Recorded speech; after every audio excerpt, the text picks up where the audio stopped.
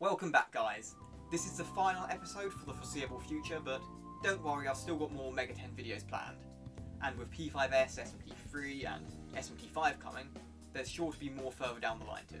Right away, I want to give another massive thanks to Larrue here for checking over what I've got and adding in a bunch more content that I didn't know about. This is mostly just going to be me fixing my mistakes and missed off stuff from previous videos in a hopefully entertaining and informative way.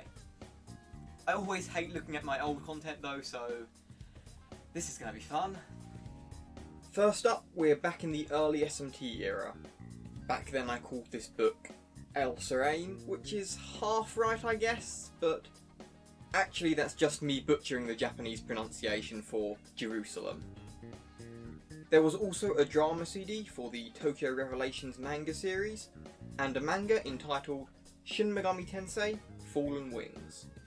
That's all for early SMT, so now we're on to fixes for the third episode, Spreading to the West. There's a Devil Summoner spin-off novel from 1996 with the subtitle Requiem of Lamentation.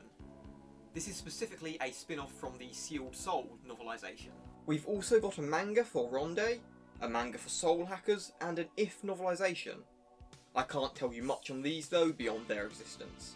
We've also got something really cool here.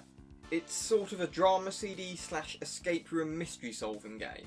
It comes with a booklet and a CD, and using these you have to solve puzzles and uncover the mystery.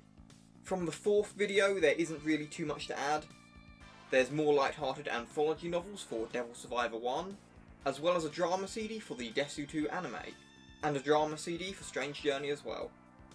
If we look to the mobile games from the 5th episode, we have a few more to deal with. Actually, most of this video will probably be covering this episode, I suspect. Our first entry is all the way back in the year 2000 for Demon Summoning Program, a simple competitive battler. Though I suppose it wasn't at all simplistic for a 2000 mobile game. Then we go to SMT-J from 2002, also known as SMT-EZ when it released again in 2004, which was a much more regular RPG. It was still kinda basic and lacked the ability to talk to demons in battle, but overall it controlled much like a watered down version of the first two SMT games, with an original story.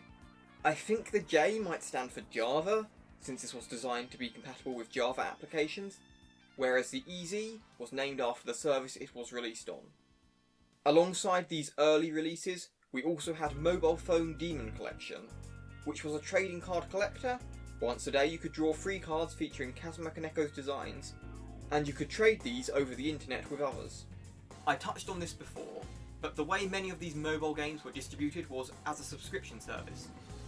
You'd pay a small monthly fee, and then have access to all the games available on that service. This meant that we got some smaller mini-games with the service as well, so we can actually add to the Jack Bros branch.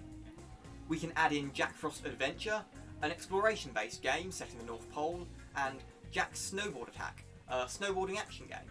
Over in Persona Land, I was incorrect before when I said there was just one Persona 4 mobile game. There's actually 2.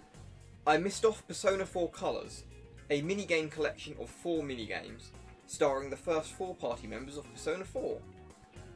The last mobile game we've got to deal with is in the Devil Children branch, aptly they call Light and Dark, which is a grid-based RPG. Well, actually there's one more thing I need to mention here.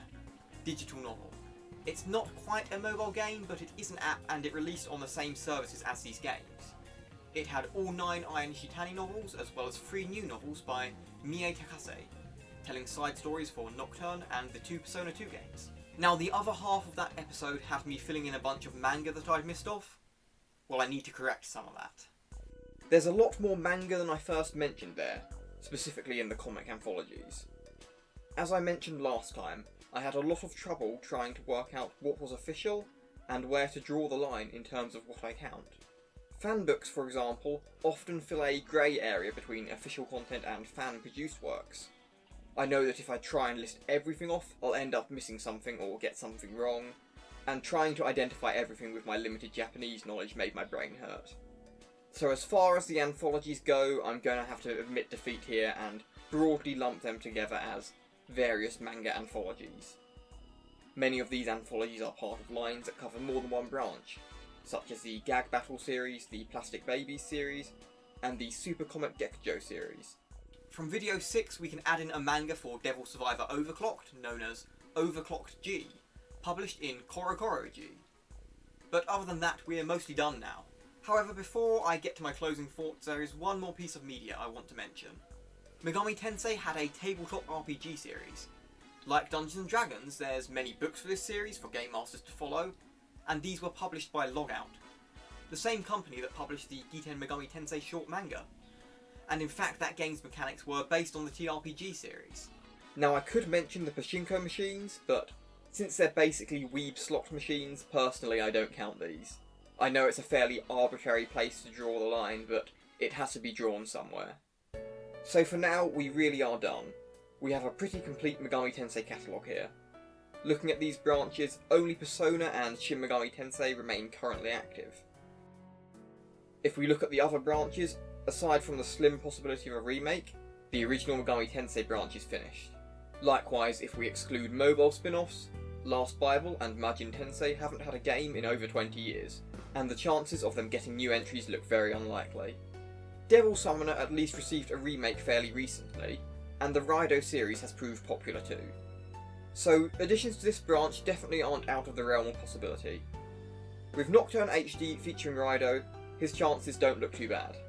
Unlike that though, the Jack Bros branch is very small, and has only been on a dead on arrival console and mobile phones, so it seems very unlikely to get another entry. However, given the Strange Journey prologue's inspiration from the Jack series, there could still be a chance for another similar pseudo-entry here. Likewise, Devil Children seems to have a fairly slim chance of receiving a new entry, given that all its main entries were released very close to each other and then it just stopped. But never say never. DDS seems even less likely to get a new entry, aside from a remake, as the game set out to tell a very specific story and they told it. Lastly, Devil Survivor seems like it might have the most chance of any of these finished branches to have a new entry.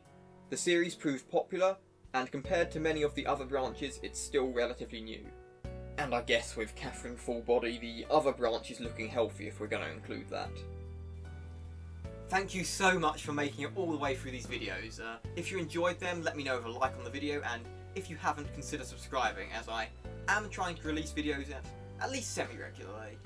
As always, have a great rest of your day, and I'll see you in 5 to 8 years for the next part.